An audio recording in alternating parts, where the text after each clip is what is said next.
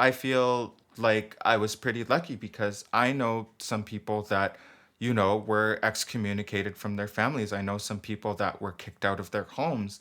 I know some people that probably will never have contact with their parents ever again and had to lean really heavily on their chosen family. So, if you've ever listened to this show before, you might have heard me rail against the concept of chosen family and talk about how it makes me feel a little bit uncomfortable.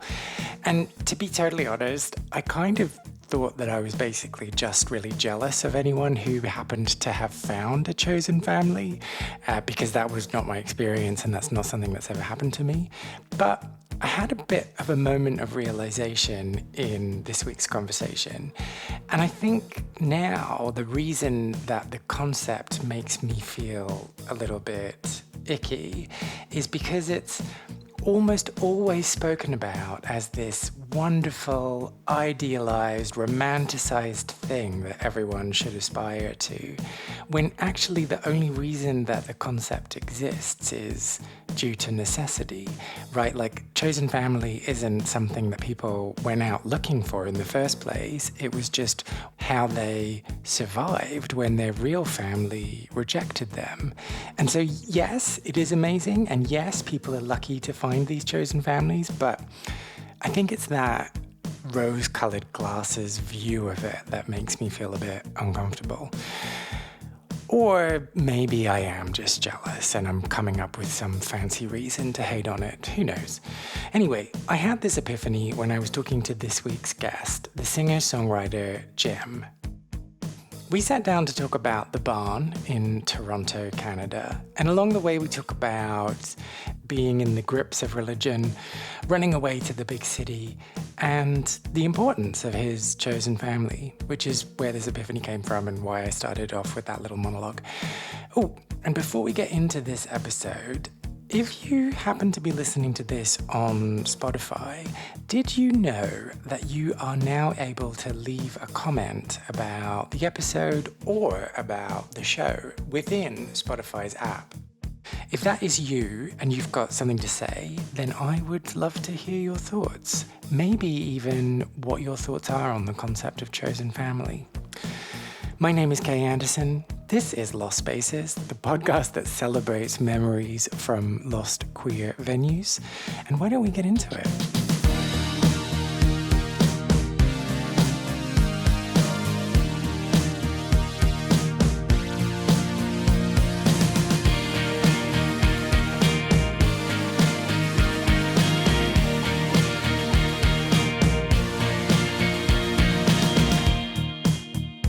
Yeah, because I hate making out in front of my friends. I always like to find somewhere that's like hidden so they won't see me, especially because some of the choices I make are really questionable.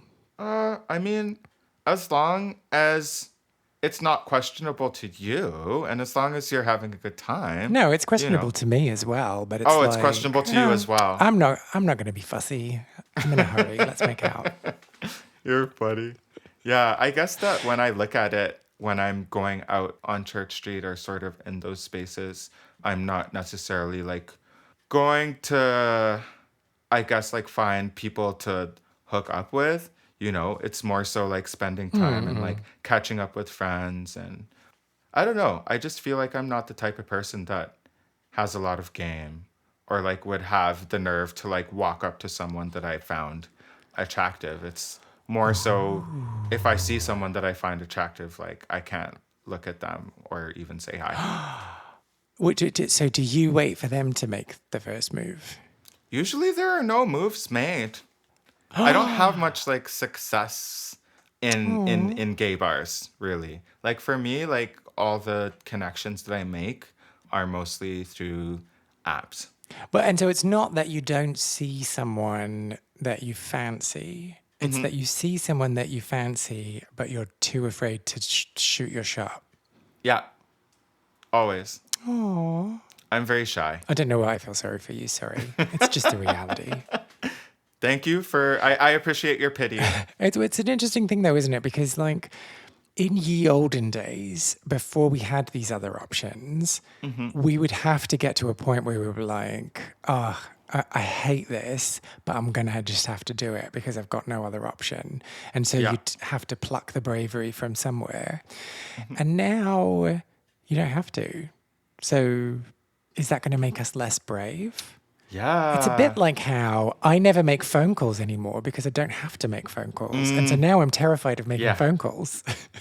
I don't love the phone either unless it's like a really close friend or like my mom or But like ringing the gas company or something, like that's awful. It's yeah. terrifying. Why would you put yourself through that?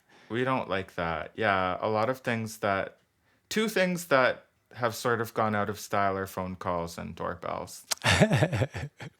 Or if you do have a doorbell, it has to be like a ring with a camera and all these Yes. fancy gadgets that you really don't need, but somehow you've convinced yourself is a worthwhile investment. Yeah. Yeah.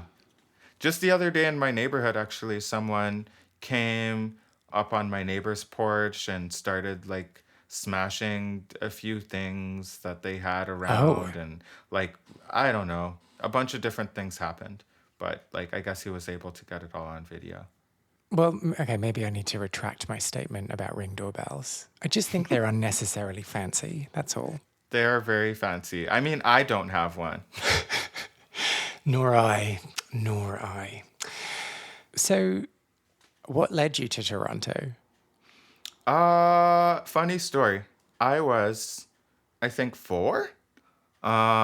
And ever since I was little, I've been obsessed with trains and planes and buses and forms of transport, cars, all of those sorts of things. So, Roller skates? no, definitely not. No roller skates. Oh, Just oh. things that mechanical Oh, things that okay. you put gas into or are powered by electricity. So I'm in Toronto for the Carabana Festival, which is, our version of Notting Hill Carnival. And I think it was then that I told my mom that I want to live in Toronto because they have a subway. Aw. So as soon as I was able to get there, which was when I was 16, I went to boarding school for 2 years in a suburb of Toronto called Oshawa. But okay, wait, hang on. So the only motivation that you had, the only thing that was driving you was, I want to live there because they have a subway. I mean, it was also bigger and more exciting, and Ottawa just sort of always had this reputation of being boring. It still does have that reputation, right? I would say that Ottawa is getting better because everyone's leaving Toronto because it's too expensive, and then they're just sort of reusing all of the Toronto ideas in Ottawa. Okay. Well, sorry to be so horrible to Ottawa. I've never been there. I'm just going by what other people tell me.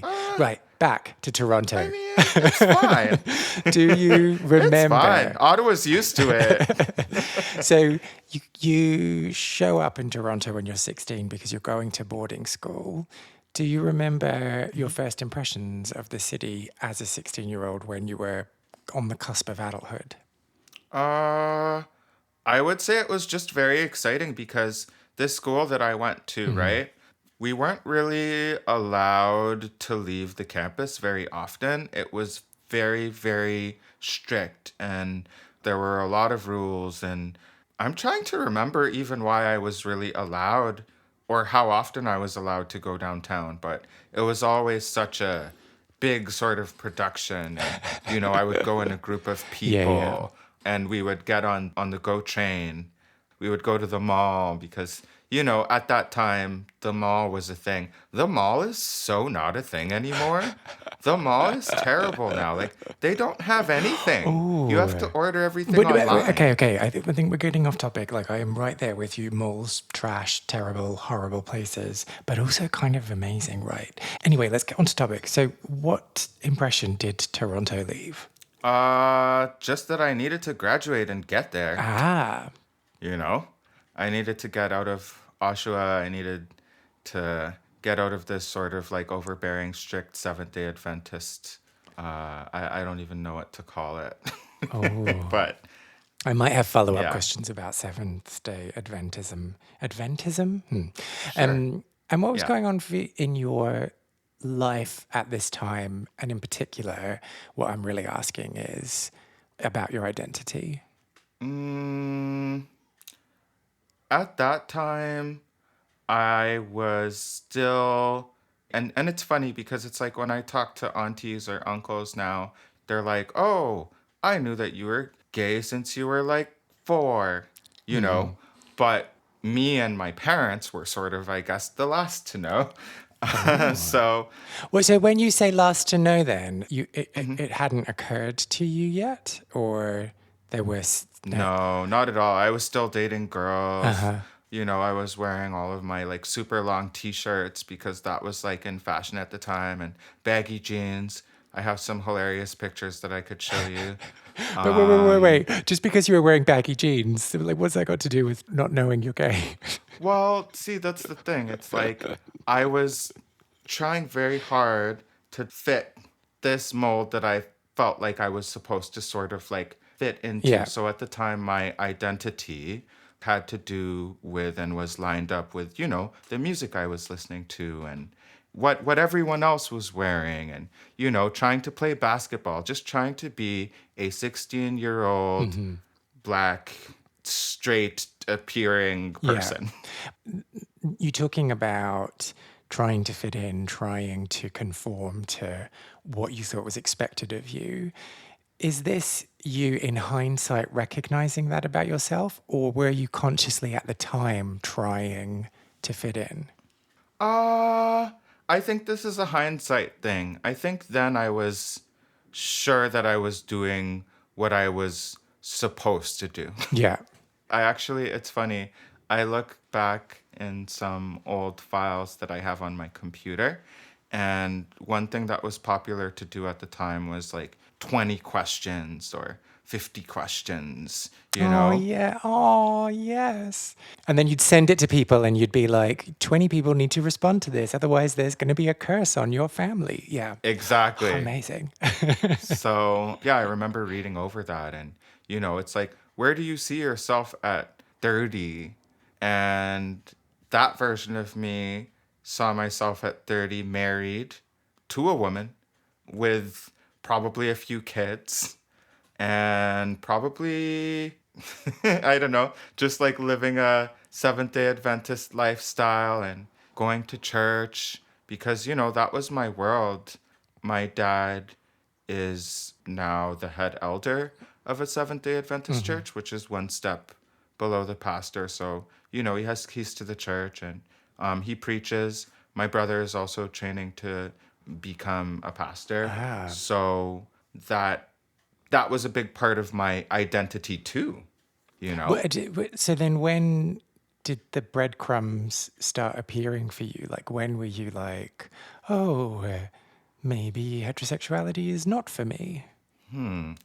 It was probably around, oh, I remember the exact time. Oh man, I'm so glad I remembered. This is such a wild story. So I am, I think, 21 years old. Wow. Or no, no, no, not 21 years old, 19 years old. Because I've just completed my first year of university, right? And at my Frosh week and throughout the year, because I took an arts program, so there were a lot of theater kids and music kids and film kids and dancers and different things. So I think that that was like the first time that I'd ever been in such close proximity to so many queer people. So I was just sort of like, oh, queer people aren't bad, which is what I was taught. So now, back to the story. It is the summer after my first year of school. I am on Parliament Hill for the Canada Day celebration with a bunch of my friends. And we're watching, I believe it's Carly Rae Jepsen or something. Could you get any more Canadian? Maybe Celine. Yeah.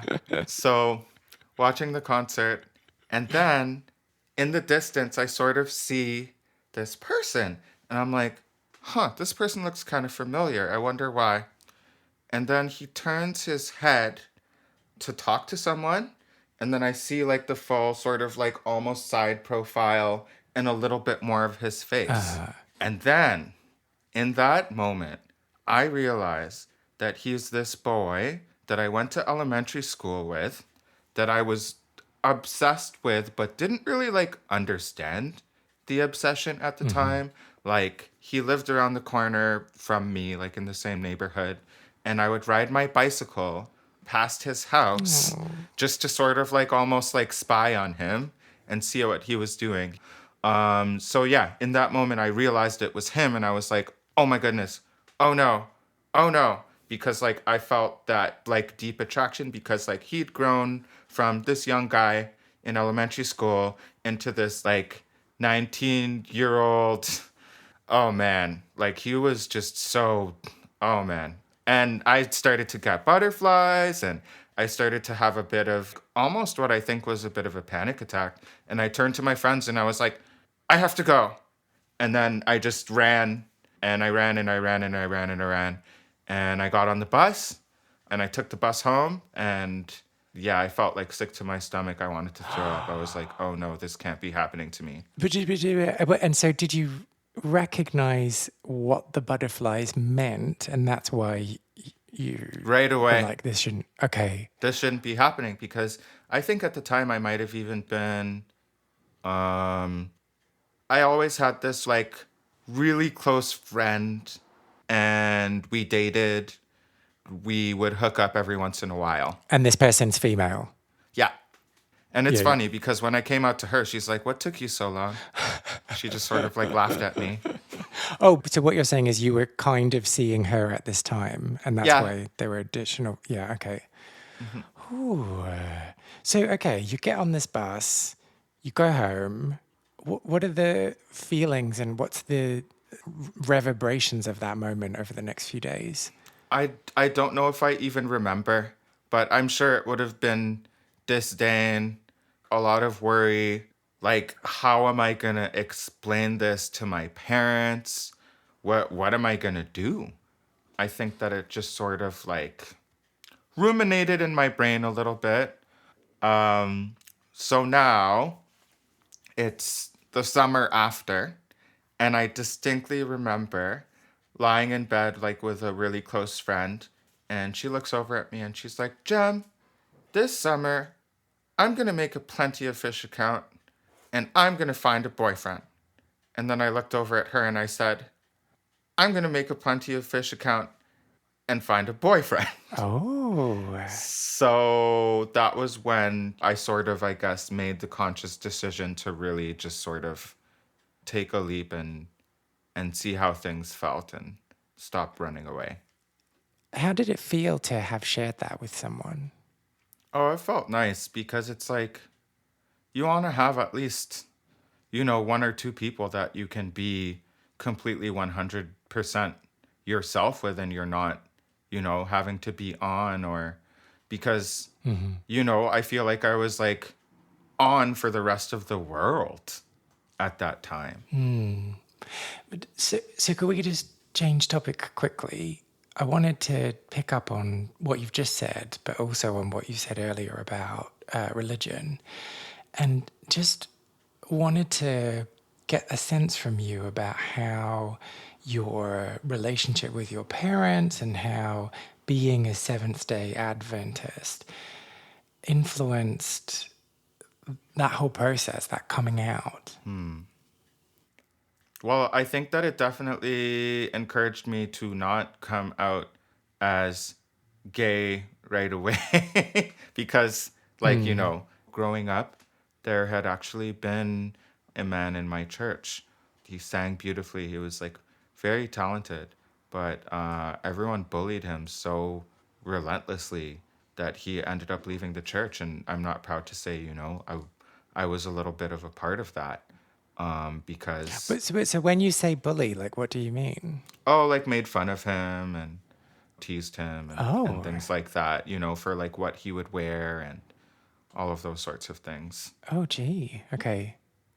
And so having seen that bear out with him, did that have an influence on you? Well, yeah, I feel like it just sort of like amplified the shame and the worry about talking about it with my parents and how they were going to react. And yeah, I feel like when I first came out as bi, like it wasn't too bad because I guess they figured that it was a phase or it wasn't going to last or I wasn't serious or I was just Or like, experimenting. or 50-50, they'd end up with you in a heterosexual presenting relationship. Yeah. Exactly. But then when I sort of came out as, we'll say, full blown gay, when I was probably like 23, that's when the problems like really started. And me and my mom, there was a period where we didn't talk for, I think, like almost 2 weeks, which is at the time was a very long time. Now, it's kind of long, but not crazy long. So that was like really, really difficult for me. And then my father, he started, we would argue on the phone. So he started sending emails and the emails weren't great. And then I was just sort of like, if you're going to send these Oh, sorts of emails, like don't send them anymore. Yeah, everything got pretty tense there for a while. But my mom really came around and she's really supportive and really awesome. My dad, I don't think that it'll ever be a thing that he understands or gets, but that's okay. I've accepted that. well, and you talked about your mum coming around. hmm What do you think the reason for that was? Was it just a time thing? It just took her a while to get used to it? I Or? think it was a number of things. I think it was time, but I also think so she has always struggled with her mental health and mental health in the Seventh-day Adventist Church, especially in the 90s when she was like going through it the most, the 90s and the early 2000s, can make you feel pretty ostracized from the church because, Mhm. people are like, oh, that person's crazy or that person needs a lot of prayer and that person is not okay. And there's a lot of judgment that just Yeah, sort yeah. of came around that time. So, and this is me speculating, but Yes, I yeah. feel like feeling like the other in the church helped her to understand me more because I'm also an other. So I think that we Yes. were just able to relate to each other a little bit more. And I'm so proud of her. Now she does like a lot of like mental health workshops and advocacy like in the church now that it's more, getting with the times a little bit more. So I think that that could be a part of the reason. Okay, I'm aware that we have veered all over the place. Yes. Shall we talk about the barn, which is what we're here to talk about today? Yeah. When was the first time you ever went to the barn? So I think that I went to the barn for the first time when I was about 21 or 22. Okay, so this is the period where you've kind of just started coming out. Yeah. So What do you remember from that first night? so I remember going upstairs, probably checking in my coat because I want to say it was winter, and just being very shy, not really talking to anyone, having some drinks, just dancing it out, probably alone, and then turning around and to my horror, running into a friend from high school. Ooh. His name is Kevin. And Kevin, was, I don't want to speak for him, like maybe he wasn't out at the time, but he was a person that everyone assumed to be gay in the church. So, we said hi, and at first I was embarrassed, but then, it was relief in the end because I was just sort of like, it's okay that I'm here. And maybe seeing a familiar face is good, and I feel like we spoke a little bit and then we just sort of went our separate ways. But, in that moment, I think I might have felt a little bit safer. Ah, so was he shocked to see you? I How think did we he were shocked to respond? see each other. Okay, so I want you to think about that version of Jem, that one that's just ran into his high school friend at the bar. And I want you to imagine that you have the opportunity to have a conversation with him. What words of advice would you impart with your wonderful knowledge acquired throughout the years? I would say you don't have to go in secret. You could bring some friends with you. They'll understand. They'll become your family and they'll be the most understanding of all. And don't put so much pressure on your family to understand something that they may never understand. And Oh, let's just unpack that really quickly. Don't put pressure on your family. Does that mean that you have put pressure on your family? I wouldn't say that I've put pressure on them necessarily, but like just me existing as a queer person unapologetically, I feel puts pressure on them.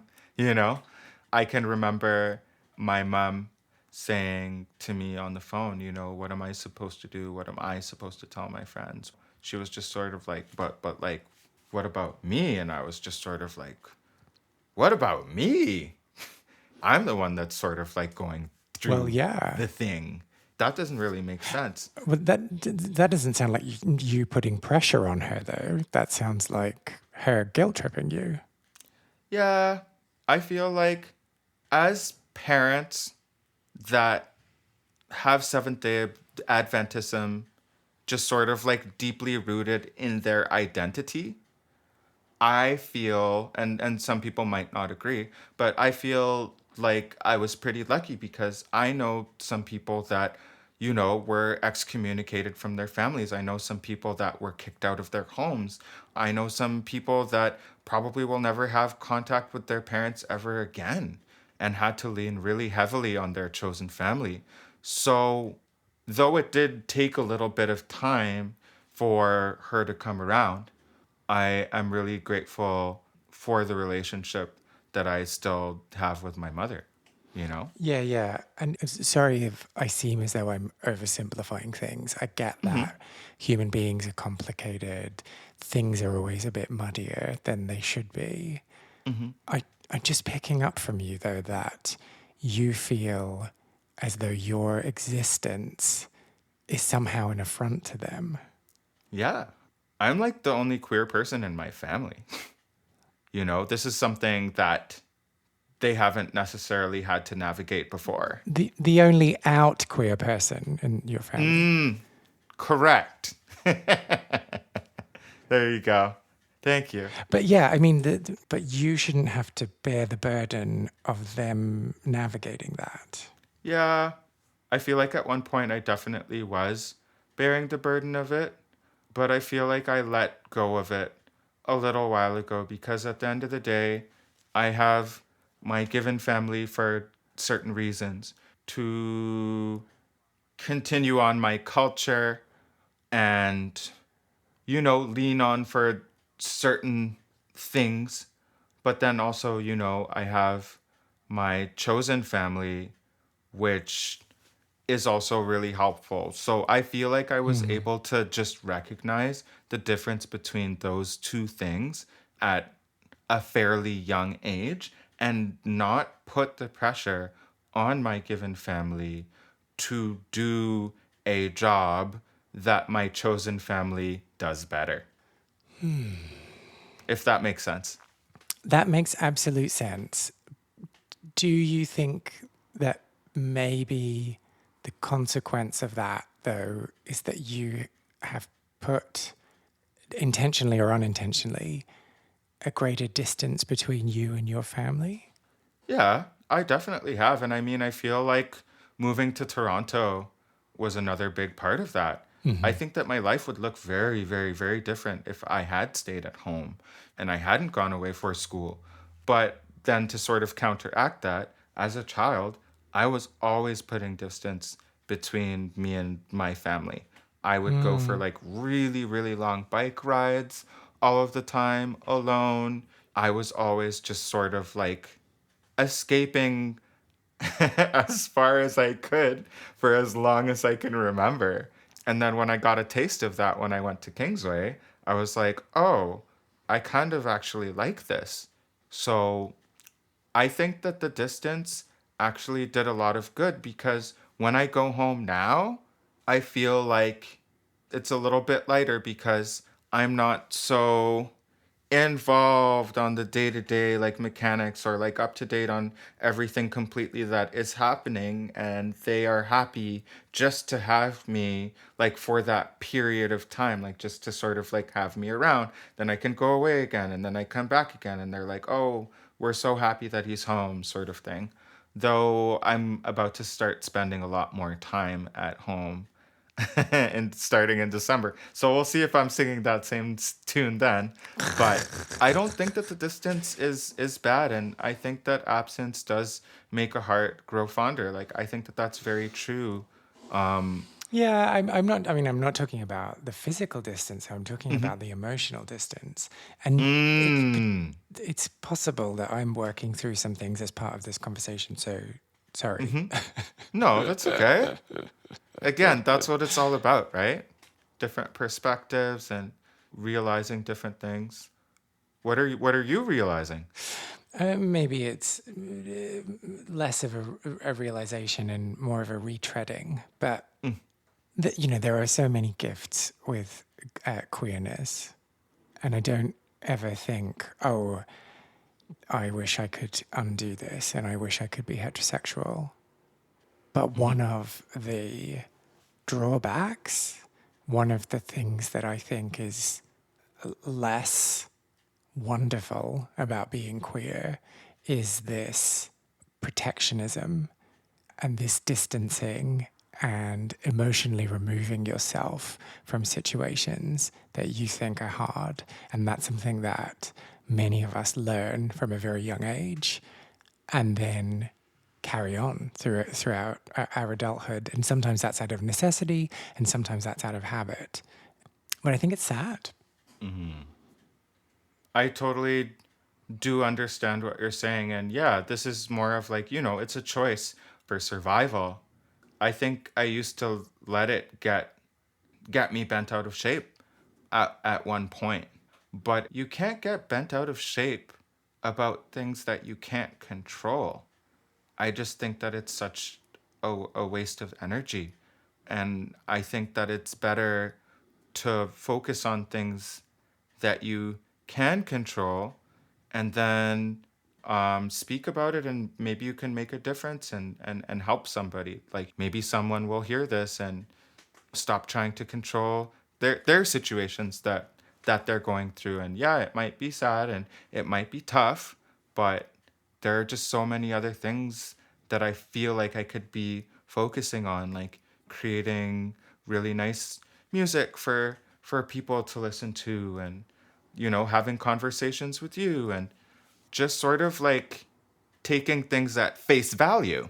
Yeah, absolutely. But I guess my counter to that is you can still accept things, but think that they're sad. Yes, definitely. Okay, we've gone off path of you giving advice to your younger self. Was there anything else that you wanted to say to him?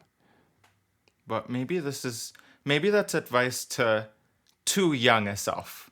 We're talking about 18, 19-year-old Jem, right? Do you want to go back even further?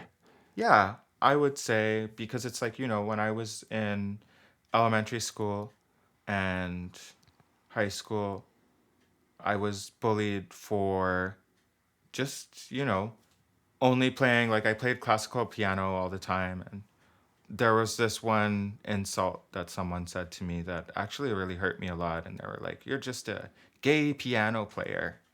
But now I see that those are my strengths, and that's what I am sort of like celebrated for now. So it's like the things that people make fun of at that time become the things that you're celebrated for. So don't be ashamed of it. It's not a negative thing.